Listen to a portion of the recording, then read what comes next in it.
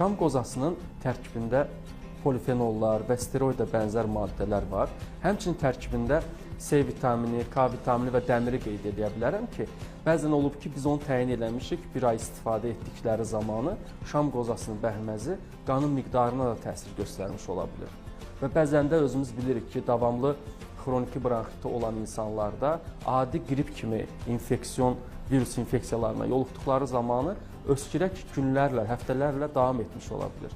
Bəzən də spazm şəklində, bəzən boğucu öskürəklər şəklində tuta bilir və bu zaman müraciət elədikləri zaman şam qozasının bəhməzindən istifadə edirəm və şam qozasının bəhməzi digər bəhməzlər kimi əldə olunur. Amma yaxşı ki, şam qozasının tərkibində özünün fruktozası ilə zəngin olduğuna görə onu qaynadıb hazırlatdıqdan sonra hətta 18 saata qədər qaynamada saxlamaq olar.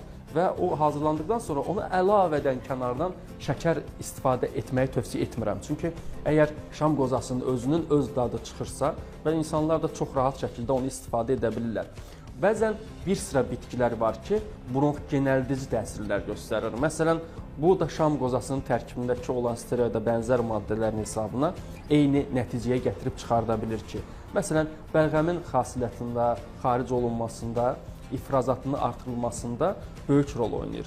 Hansı ki, qeyd elədiyim allergik bronxitlər, həmçinin xroniki obstruktiv ağciyər xəstəlikləri var ki, uzun müddət siqaret çəkən insanlar, yaşlı insanlarda xroniki formada belə problem olduğu zaman öskürəyin ara-sıra tutma şəklində gəlib getməsi zamanı şam qozasının bəhməzindən istifadə etmək olar. Şam qozasının bəhməzi bir çay qaşığı gündə 3 dəfə yeməkdən 20 dəqiqə öncə daxilə qəbul edilir. Bunu 1 yaşdan yuxarı uşaqlar istifadə edə bilərlər. 12 yaşdan yuxarı uşaqlar və böyüklər isə bir xörək qaşığı gündə 2 dəfə yeməkdən öncə daxilə qəbul edəcəklər. 4-6 həftə müalicə kursudur. Şam qozasını tək şəkildə də istifadə edə bilərsiniz.